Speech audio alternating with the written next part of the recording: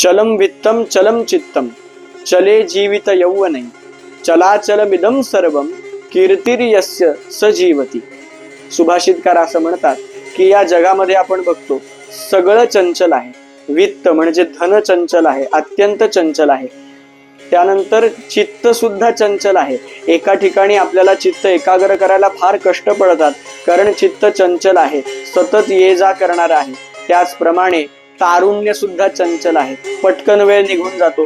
कधी तारुण्यातून म्हातारपणामध्ये येतो आपल्याला समजत नाही. असं तारुण्य सुद्धा चंचल आहे.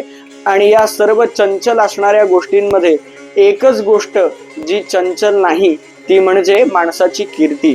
माणसाची कीर्ती ही नेहमी माणसाच्या मागे सुद्धा त्याच्या अस्तित्वाचा पुरावा ठेवून जाते. आणि म्हणून समर्थांनी सांगितलं, मरावे परी कीर्तिरूपी उरावे. म्हणजे ज्याने या विश्वामध्ये येऊन कीर्ती कमवली तोच खऱ्या अर्थाने हे जीवन जगण्यामध्ये सफल झाला असं म्हणता येईल. जय जय रघुवीर समर्थ.